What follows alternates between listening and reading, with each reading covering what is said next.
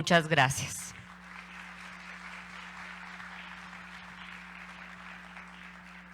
Bueno, ahora invitamos a nuestra psicóloga, especialista en trastornos clínicos, magíster en psicología clínica.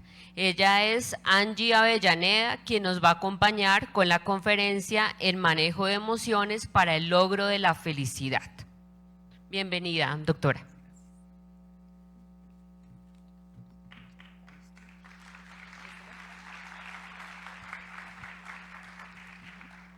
Listo. Muy buenos días para los presentes. Agradecemos muchísimo la invitación especialmente a la Alta Consejería para la Felicidad y el Bienestar. Es muy importante para nosotros estar presentes acá el día de hoy, acompañándolos en este proceso tan bonito de graduación de un diplomado en un tema que para muchos es muy importante, pero para nuestra sociedad quizá aún no se le presta la atención que se necesita. La salud mental, si bien juega un papel muy importante en nuestras vidas, a veces no somos conscientes de la importancia que ésta tiene. Y es que cuando nos hablan, por ejemplo, de salud física, del bienestar de nuestra salud física, nosotros sabemos qué hacer. Nosotros sabemos que debemos alimentarnos de manera saludable, sabemos que debemos hacer ejercicio, pero cuando nos hablan de salud mental, realmente sabemos cuáles son esas herramientas con las que debemos contar para tener una salud mental y un bienestar emocional. Entonces, esa es la pregunta que muchas veces nos hacemos, porque la Organización Mundial de la Salud nos define a la salud mental como ese estado de bienestar mental de cada persona, ese estado que le permite a las personas desarrollar habilidades, porque ¿para qué nos sirve desarrollar habilidades? Finalmente nos sirve para adaptarnos al medio, para vincularnos a una sociedad, para seguir unas normas, para seguir unas reglas que se nos impone a nivel social. Pero esto también, este bienestar emocional, también nos permite aprender cada día cosas buenas, nos permite trabajar independientemente de que nos guste nuestro trabajo o no. Pero lo que decía, por ejemplo, la doctora Nancy es muy importante, y es: si yo no siento felicidad en mi ambiente laboral, tengo que buscar la estrategia para sentirlo, porque a veces nosotros como seres humanos queremos estar en el lugar que más nos guste, que más nos motive, pero resulta que en la realidad a veces es muy complejo, ¿cierto?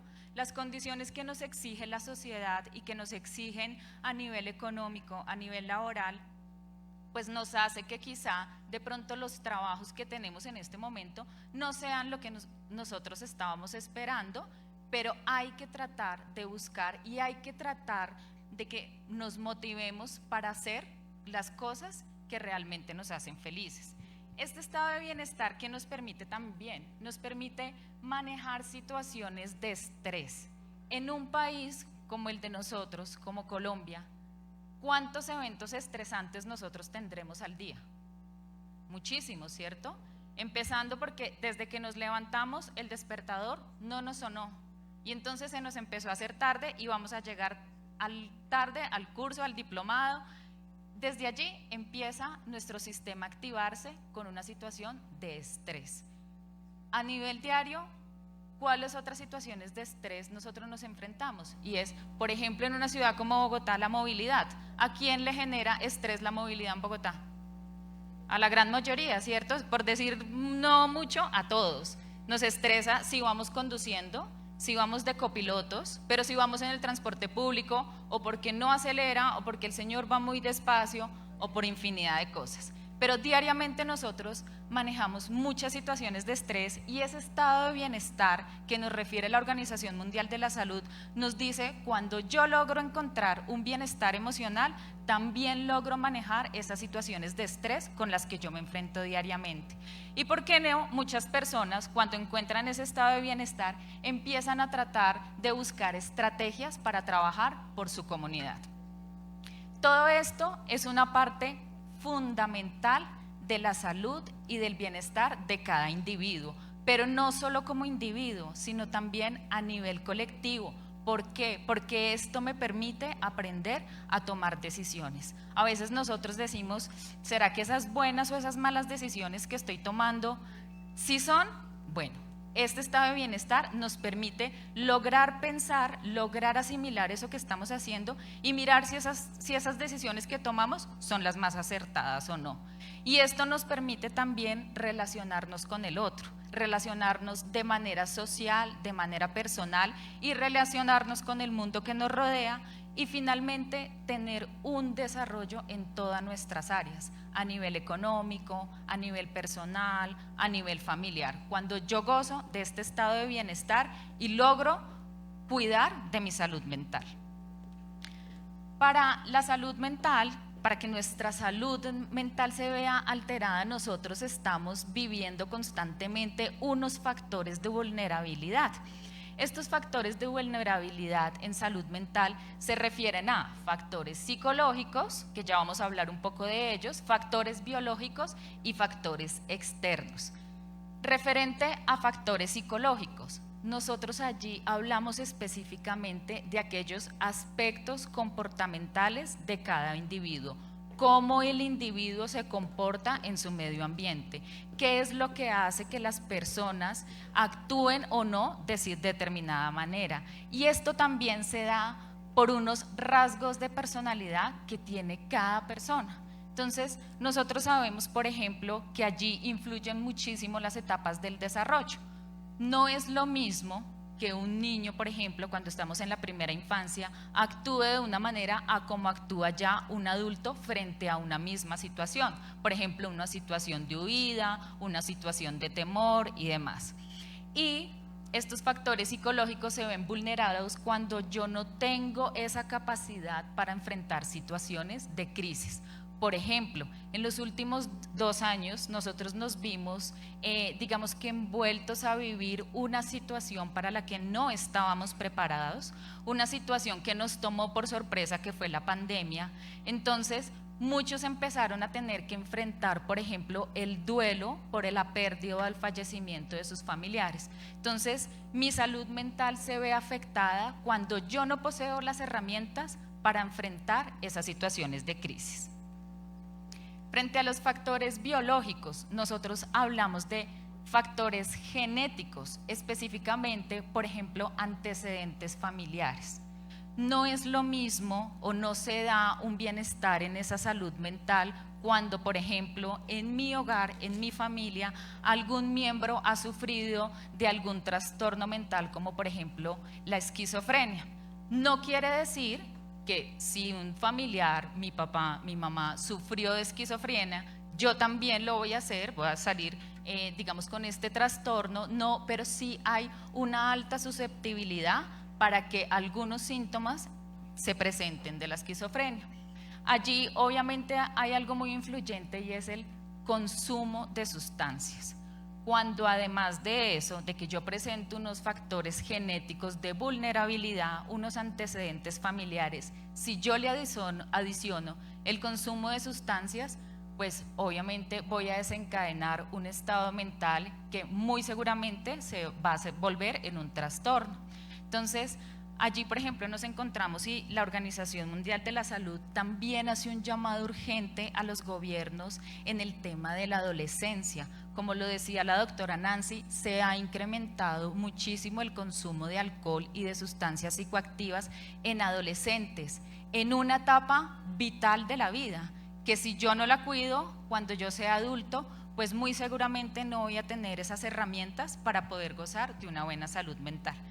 Y finalmente tenemos el estilo de vida, que el estilo de vida es un tema al que ya le hemos escuchado muchísimo, que es un tema que se trabaja ahora bastante en muchos ámbitos. Acá nos hablaban, por ejemplo, del consumo de azúcares, del consumo de ultraprocesados, pero no es solo la manera en la que yo me alimento de una manera saludable, sino también es la actividad física, cómo yo me desenvuelvo en las labores diarias de mi vida, cómo manejo esas situaciones de estrés, y todo esto tiene que ver con el estilo de vida. Por último, tenemos los factores externos. Nosotros hacemos alusión a estos factores como factores que son determinados por la sociedad, que se dan en la sociedad, pero que obviamente me afectan a mí como persona. Entonces allí tenemos los factores sociales, económicos, geopolíticos y ambientales. Cuando hablamos de estos factores, hablamos, por ejemplo, de situaciones como la recesión económica a la que posiblemente nos vamos a ver próximamente, digamos que un poco afectados, ¿cierto? Todos esos factores juegan un papel muy importante en la salud mental de las personas. ¿Por qué? Cuando yo, por ejemplo, no tengo trabajo, cuando no tengo cómo sostenerme económicamente, pues muy seguramente mi salud mental y ese bienestar mental se va a ver muy afectado. Personas que viven, por ejemplo, en lugares de conflicto armado, personas que viven en ciudades donde hay frecuentemente actos terroristas. Estas personas tienden a experimentar sensaciones de miedo o de angustia muy frecuentemente y obviamente allí nosotros tenemos que enfocar esfuerzos para brindar otro tipo de atención, porque no es lo mismo una persona que, por ejemplo, vive en provincia, donde el ambiente social es mucho más tranquilo, a una persona que vive en una ciudad o en un entorno donde es víctima de alguna de estas situaciones. La Organización Panamericana de la Salud, digamos que viendo como todos estos factores de vulnerabilidad y de la importancia que se debe tener en temas de salud mental, nos dice que los trastornos de salud mental aumentan el riesgo de sufrir de otras enfermedades. Cuando una persona presenta algunos síntomas recurrentes, es una persona que también su sistema físico se va a ver afectado. Entonces a nosotros nos dicen comúnmente, el médico a veces nos dice, y es: cuando usted se angustia mucho, cuando usted tiene situaciones de estrés, ¿qué es lo primero que nos pasa cuando estamos ante mucho estrés? ¿Qué es lo primero que se ve afectado a nivel físico? Claro, la mente también, el cerebro, nuestro sistema cerebral se ve afectado, pero nos dicen todo, claro, todo. Nos dicen, mire, se le va a afectar el sistema inmunológico, ¿cierto? Nos han dicho muchísimo eso. Pero resulta que esto es algo correlacional. Cuando yo tengo una enfermedad mental o cuando yo no tengo un adecuado control de mi salud mental, de ese bienestar emocional, empiezan a aparecer enfermedades físicas. Pero, por ejemplo, las personas que padecen de algunas enfermedades físicas, como por ejemplo enfermedades terminales, enfermedades que se vuelven un poco traumáticas, también hay que brindarles una atención en salud mental porque muy seguramente se van a exacerbar algunas situaciones o algunos síntomas que pueden desencadenar un trastorno mental.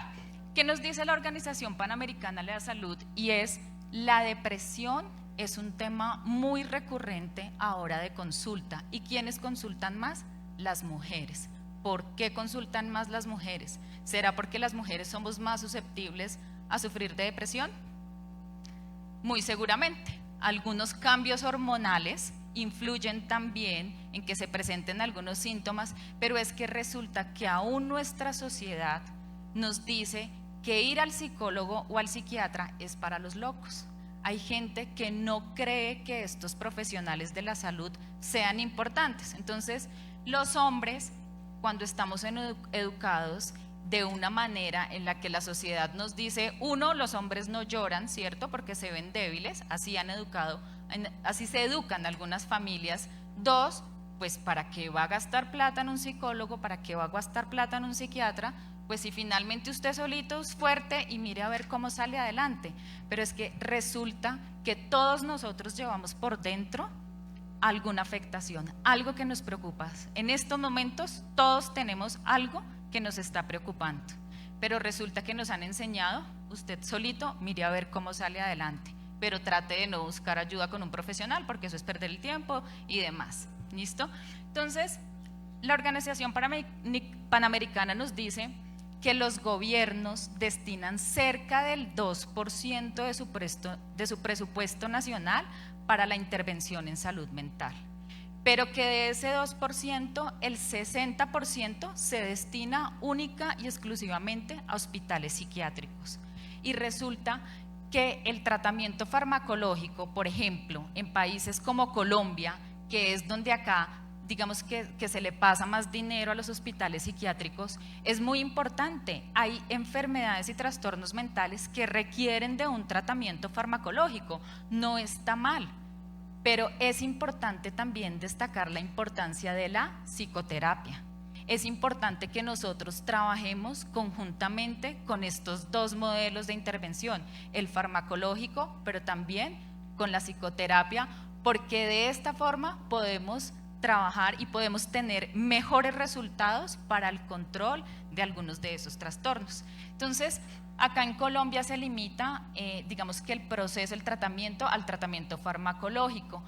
Y además de eso, acá nosotros no contamos con una salud preventiva, acá nosotros contamos es con una atención en salud curativa, pero resulta que cuando tenemos un miembro de la familia que presenta algún trastorno mental, nos enseñan a la familia cómo trabajar con esta persona. Por ejemplo, si hay un miembro de nuestra familia que sufre de epilepsia, es importante que toda la familia y toda su red de apoyo reciba unas herramientas básicas para trabajar la epilepsia. Si a esa persona le da una crisis, empieza a tener una convulsión y yo como familiar no cuento con esas herramientas para poder atenderle esa crisis, pues muy seguramente la persona que está convulsionando se va a hacer daño o se va a complicar el tema.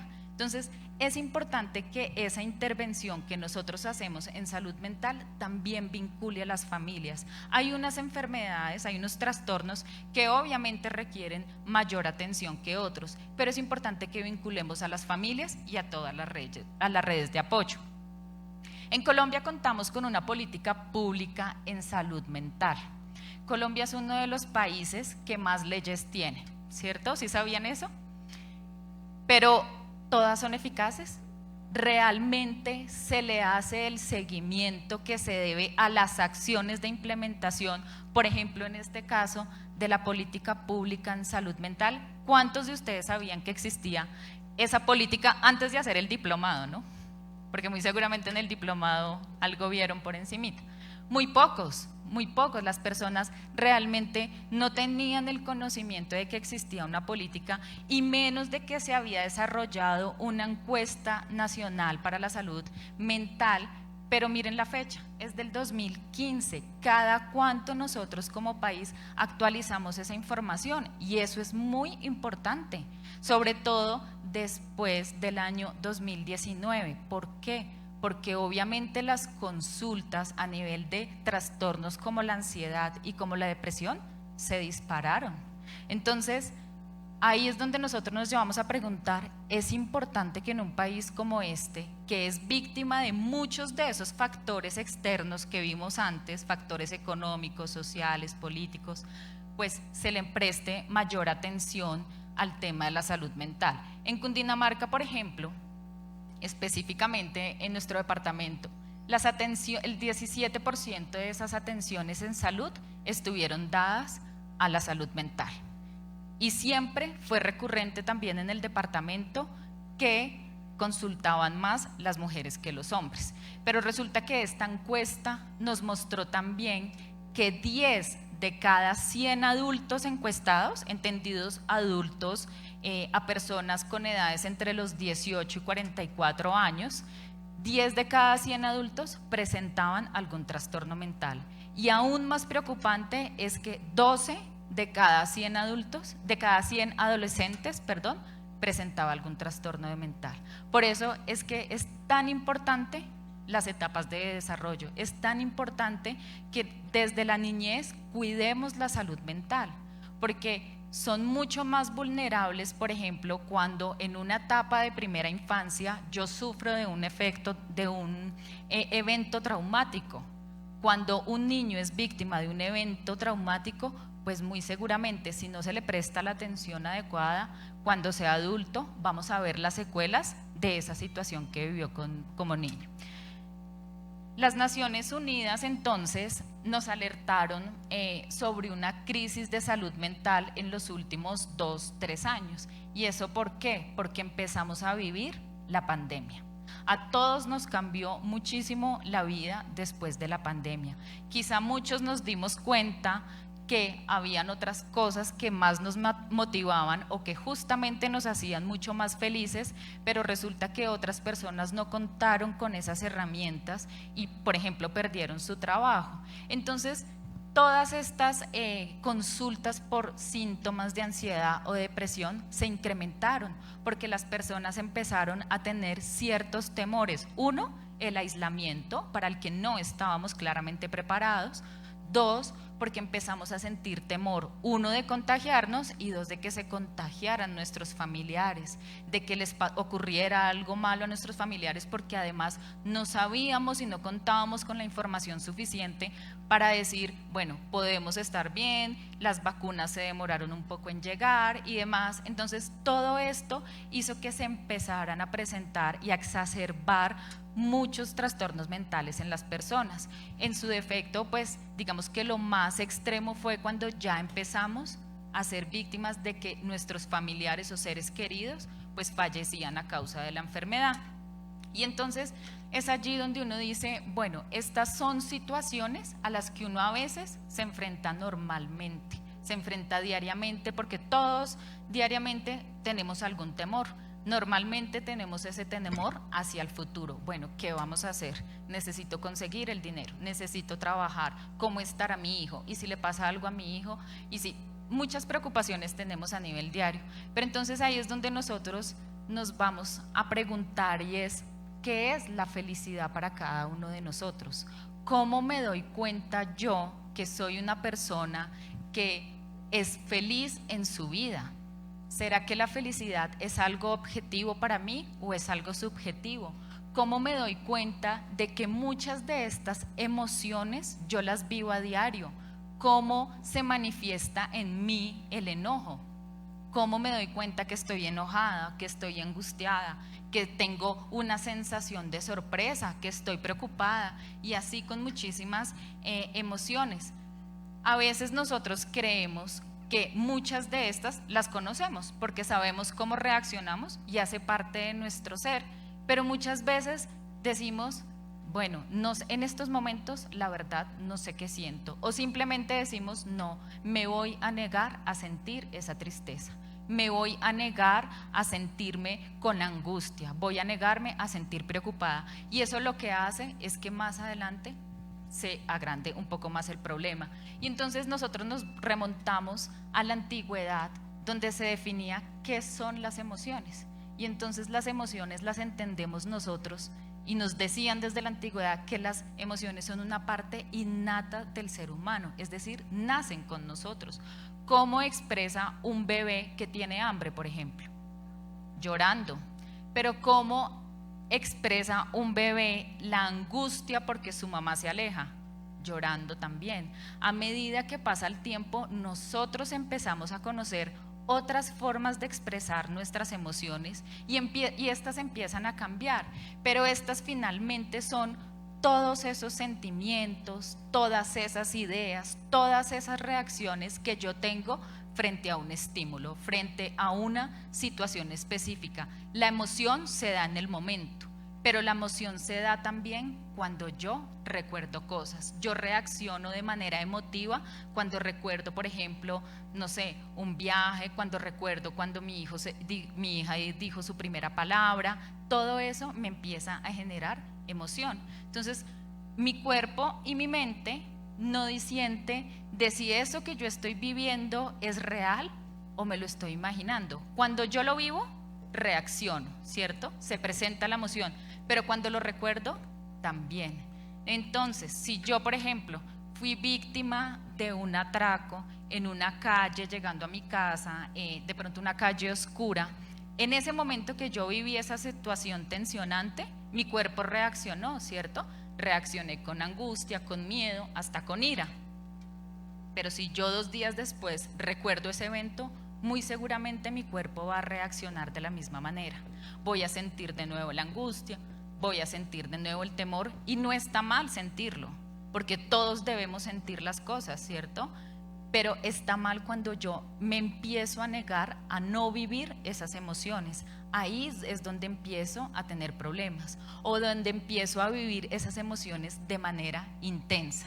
Entonces, nosotros vivimos esas emociones y tenemos que comprender a nivel cerebral qué pasa. Entonces resulta que hay muchas estructuras que se vinculan con el tema de las emociones. La estructura principal nosotros hablamos que es la amígdala. En la amígdala nosotros regulamos nuestras emociones. Normalmente la amígdala, que no son las mismas que tenemos acá, sino a nivel cerebral, normalmente esa amígdala, está implicada con la respuesta del miedo, del temor.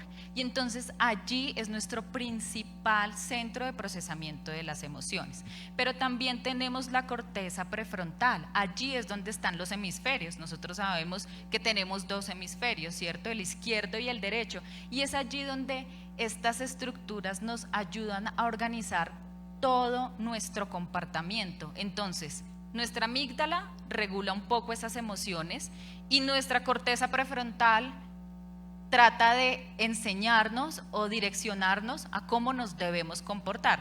Si alguna de nuestras estructuras falla, pues ahí es donde tenemos inconvenientes.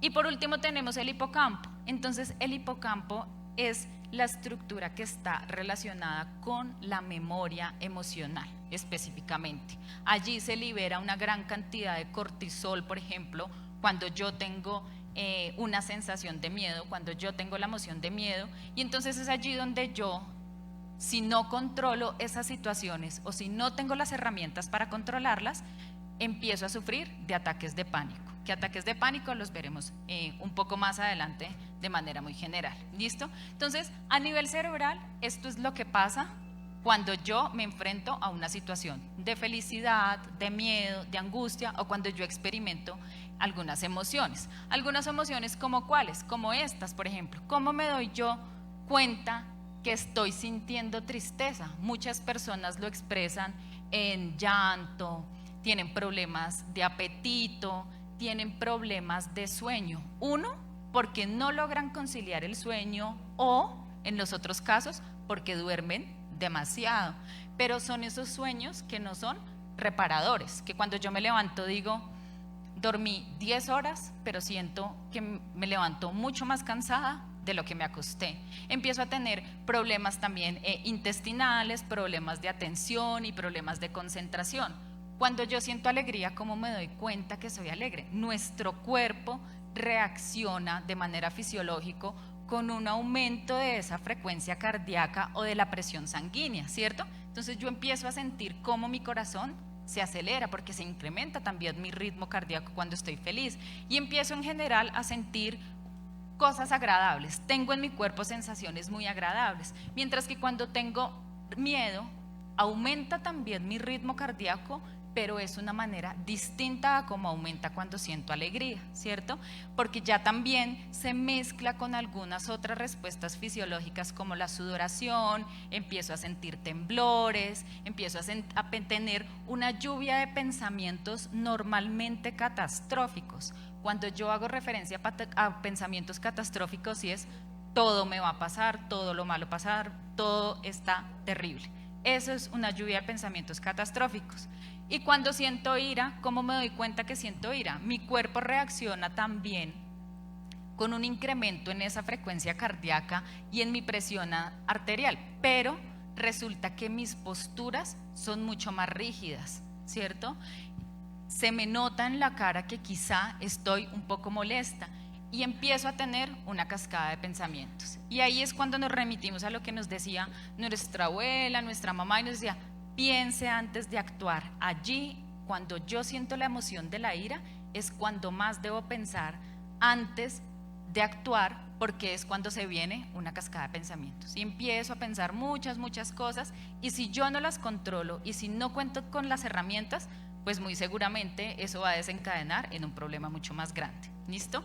Entonces acá yo traigo una frase que es, digamos, muy relevante en este tema de las emociones, y es de Bertrand Russell.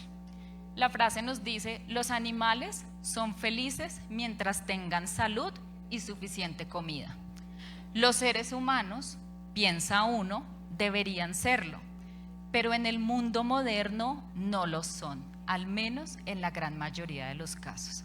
¿Por qué traigo esta frase? Y es porque ahora nos damos cuenta, por ejemplo, que artistas famosos, a los que quizás seguimos en redes o que admiramos, están sufriendo de cuadros de ansiedad o depresión. Y uno dice, increíble que una persona a nivel económico que lo tenga todo, que tenga su familia, que tenga su esposo y demás, esté sufriendo de un trastorno mental. ¿Y por qué lo traigo? Y no es increíble, es algo que nos puede pasar a todos. Es algo que a veces está en nuestros hogares, pero resulta que nosotros mismos tenemos una dificultad para reconocer o que yo estoy presentando algún trastorno de estos o que alguien de mi familia lo está haciendo. Y es allí donde es importante que todo este conocimiento que nos llevamos, nosotros lo apliquemos. No nos quedemos solamente con que hicimos el diplomado y ya, conocimos un poco más de salud mental y ya. No, nosotros debemos ir un poco más allá y aprender a identificar cuando realmente una persona necesita ayuda. ¿Por qué? Porque las personas cuando empiezan a presentar este tipo de problemas, empiezan a tener también problemas personales, ¿sí? Por ejemplo, como les decía, los niños que han sido víctimas de eventos traumáticos en su infancia muy seguramente van a tener una dificultad para hacer una construcción de su identidad. Son personas que no se permiten explorar sus emociones, son personas que no se permiten explorar eso que sienten, asimilarlo y contar con las herramientas para poder trabajarlo de la mejor manera. Pero también se empiezan a tener problemas relacionales, porque obviamente si yo no tengo una construcción de identidad, si no me controlo a nivel emocional, pues también voy a tener problemas en habilidades de convivencia, habilidades para relacionarme con el otro. Me cuesta autorregularme. ¿Qué es lo que me dicen? Bueno, respire. En ese momento de enojo, siéntese, cuente hasta 10, respire profundo. Estas personas no pueden simplemente autorregularse y obviamente si no se autorregulan, si no controlan esas emociones, si no las reconocen y no son conscientes de eso, pues mucho más nos van a ser conscientes de solicitar ayuda profesional, ¿cierto? O ayuda a un miembro de la familia. Y entonces, a nivel de salud, a nivel físico, nuestro cuerpo empieza a responder ante estas situaciones. Y es allí donde presentamos dificultades como estas: la ansiedad, la depresión, el estrés crónico, problemas alimenticios, problemas de sueño y muchas otras enfermedades. Y entonces nosotros nos llevamos a preguntar, bueno, ¿será que todos en algún momento de nuestras vidas hemos tenido algunos rasgos de ansiedad? ¿Será que sí? ¿Hemos presentado algunos de esos síntomas de ansiedad? Y entonces empezamos a definir un poco qué es la ansiedad. Yo cómo sé que estoy sufriendo de ansiedad, y es porque esta ansiedad es una respuesta recurrente de anticipación ante un evento. Es estar angustiado la mayor parte del tiempo, que yo todo el tiempo me preocupe por una situación específica, que ocurra, que haya ocurrido o que simplemente yo me lo esté imaginando. Entonces, allí es donde nosotros encontramos frecuentemente lo que les comentaba de los ataques de pánico. Entonces, la persona sale de su casa y tiene que devolverse a mirar si realmente cerró con llave. Listo, nuevamente se fue.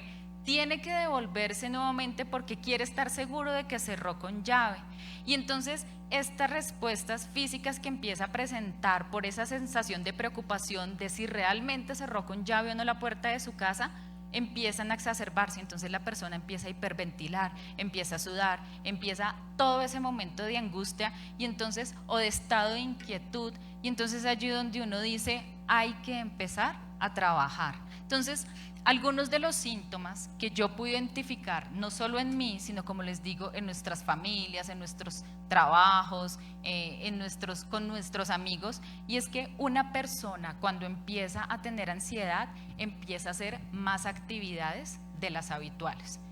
Yo normalmente tengo un trabajo, tengo que llegar a mi casa y tener como, digamos, unas actividades diarias. Estas personas empiezan a querer mantenerse todo el tiempo ocupados, porque si se desocupan un momento, empiezan a pensar en eso que están sintiendo. Empiezan a tener preocupaciones excesivas, cambios repentinos en el estado de ánimo, sienten un temor muy fuerte hacia el futuro, pero también tienen irritabilidad. Son personas con las que al hablar ya se nos hace muy complejo porque todo el tiempo están o molestos o están tristes o simplemente no quieren hablar.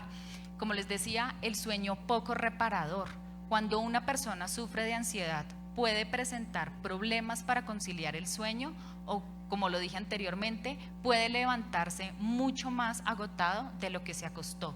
Porque ¿qué pasa? Estas personas tienen ese nivel de cortisol muy elevado, dadas sus preocupaciones, dado ese miedo excesivo, y entonces ese nivel de cortisol no permite que descansen, ¿sí? Entonces se levantan mucho más cansados y empiezan a tener algunos síntomas físicos como del dolor en el pecho, aceleración del ritmo cardíaco, mareo, hay quienes presentan, por ejemplo, náuseas, y allí tenemos todos esos problemas alimenticios. Entonces, en nuestro país, por ejemplo, dada la consulta y es algunos de los sucesos graves o desastres naturales, situaciones de conflicto, ha hecho que las personas empiecen a presentar muchos más síntomas de ansiedad. La pandemia nos dejó eso. Muchas personas empezaron a presentar muchos más síntomas de ansiedad y de depresión, pero entonces resulta que como tienen ese miedo hacia el futuro, el miedo es una respuesta adaptativa. El miedo me permite adaptarme a mi entorno, ¿sí? El miedo me permite también tomar algunas decisiones, pero es un problema cuando yo no controlo ese miedo y cuando a causa de ese miedo yo empiezo a presentar dificultades físicas, empiezo a enfermarme. Y por otro lado nosotros tenemos la depresión. Entonces, porque traemos estas, digamos que dos trastornos mentales, y es porque son los que se consultan frecuentemente y son los que nosotros nos enfrentamos a diario, ¿sí? Algunas veces puedo presentar síntomas de ansiedad, pero no necesariamente eso se va a convertir en un trastorno para mi vida, ¿sí? Pero puedo presentar estos síntomas, simplemente la herramienta está en cómo yo controlo esos síntomas. Cuando nosotros hablamos de depresión, obviamente hablamos de un trastorno del estado de ánimo que genera sentimientos comúnmente de tristeza. La persona todo el tiempo se ve triste, la persona ha perdido esa motivación, ha perdido esas ganas de hacer ciertas cosas que hacía con regularidad, y entonces la persona empieza a perder interés por lo que en su vida cotidiana antes le generaba placer. Por ejemplo, personas que realizaban o practicaban algún deporte empiezan a perder ese interés por practicar ese deporte. Personas a las que, por ejemplo, les apasionaba el cine o les apasionaba ver películas, empiezan a mostrar cierto desinterés por seguir realizando esas actividades que antes disfrutaba. Y entonces la persona con depresión, ¿qué es lo que piensa? Empieza a buscar y empieza a pensar que sus experiencias o que alguno de los defectos que tiene son el problema y maximiza ese defecto. Tienden a criticarse muchísimo a sí mismos. Yo soy lo peor, porque además tienen pensamientos muy negativistas. Entonces todo el tiempo yo hago las cosas mal, yo no voy a ser capaz de salir adelante, yo no soy capaz de poder enfrentarme a mi familia, y es allí donde empezamos a tener una dificultad mucho más grande, y es que empiezan a tener ideaciones suicidas. Entonces las personas dicen, como yo soy un problema, como yo no soy capaz de salir adelante, como yo no cuento con las herramientas y yo soy lo peor, pues lo mejor sería estar muerto. Le quito un peso a mi familia, le quito un peso a mis amigos, y es por esta razón que se han incrementado también las ideaciones suicidas y las consultas por suicidio, intentos de suicidio. Entonces, específicamente los adolescentes, se ha incrementado la tasa de consulta porque han tenido al menos una vez una tentativa de suicidio. Y esto es un dato muy preocupante, porque entonces nosotros decimos, realmente nuestra educación, realmente como familia, a veces tenemos y contamos con las herramientas para poder reconocer que es el primer paso, que en nuestra familia está ocurriendo esto, o simplemente lo vemos ajeno. No, eso le pasa al vecino.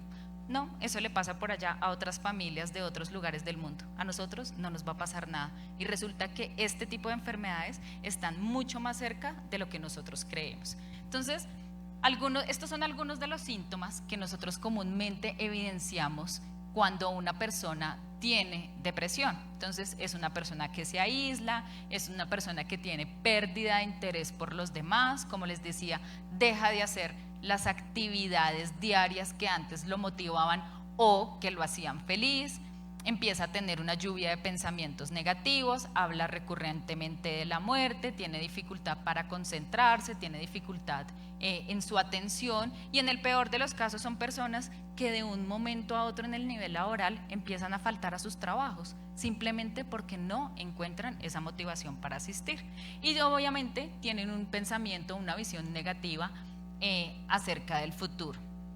Entonces, ¿qué podemos hacer al respecto? Y es, digamos, como conclusión, y es trabajar un poco en nuestras emociones.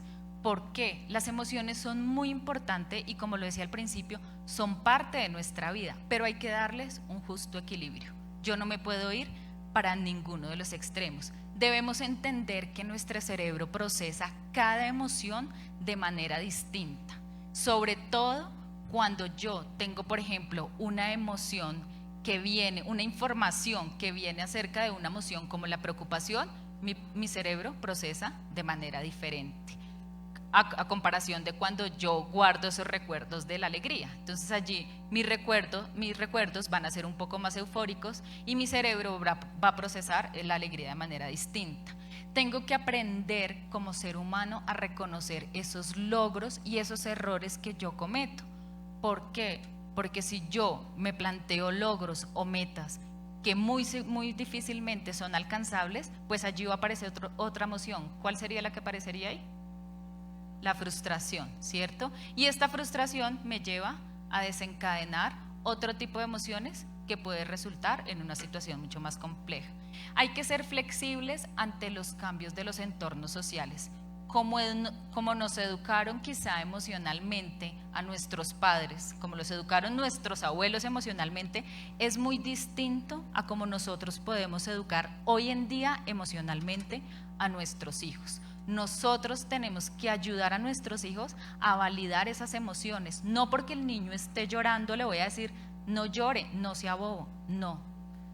Hay que validar esa emoción. ¿Y cómo la validamos? Diciéndole, entiendo que estés llorando, entiendo que te haya ocurrido eso, pero tratemos de buscar qué otra salida le podemos dar a esa situación. Entonces hay que aprender a validar esas emociones en nuestros niños, porque a eso se refiere el cambio de los entornos sociales. Hemos ido cambiando. Entonces la educación no es la misma de hace 20 años a la que es ahora. ¿Listo? Tenemos que disfrutar de lo que hacemos y lo que en realidad nos importa, en gran medida o en pequeña medida. Como les decía, si laboralmente, por ejemplo, yo no estoy satisfecha con mi trabajo, tengo que buscar alguna razón por la que yo me sienta motivada. Si no, esto va a resultar siendo un problema en mi vida. Tener claridad de lo que quiero. Algunos cambios son difíciles de asumir en nuestras vidas, pero porque nosotros entendemos que es nuestra manera de ser y así nos formaron. Eso no es tan cierto. Claro, tenemos unos rasgos de personalidad que son de cada uno de ustedes, pero es importante, si yo veo que no es adaptativa una emoción que estoy sintiendo y cómo la estoy expresando, hay que empezar a mirar qué puedo hacer al respecto. ¿Listo? Y tener autocontrol y lo que hablamos ahora muchísimo, y es empatía. Cómo yo tengo esa capacidad de ponerme en el lugar del otro, sin criticarlo, sin juzgarlo, pero sí puedo decirle, te entiendo, sé por lo que estás pasando, sé la angustia que puedes estar sintiendo en estos momentos, y claro, no me voy a volver psicólogo en el momento, pero sí puedo tener unas herramientas básicas con las que yo pueda quizá brindarle una atención a esa persona. Entonces, como punto final, quiero que hagamos un ejercicio rápidamente, y es para que nos demos cuenta a veces cómo nosotros nos esforzamos por controlar esos pensamientos que para nosotros son desagradables, pensamientos como el miedo. Entonces, cuando yo pienso, o la tristeza, cuando yo pienso que perdí un ser querido, prefiero escapar, pensar en otra cosa para no recordar lo que viví con esa persona y ponerme otra vez triste. Entonces, este ejercicio es les voy a pedir que por ningún motivo, por ninguna razón, vayan a pensar en un limón. ¿Alguien logró no pensar en un limón? Bueno, sigamos. ¿Qué tal yo les dijera, bueno, tengo un arma acá y el que piense en un limón, jugamos al juego del calamar, pero bueno, listo. Entonces, vamos a continuar. Ya no pensamos en el limón, ¿cierto? Ahora no vamos a pensar en el color del limón.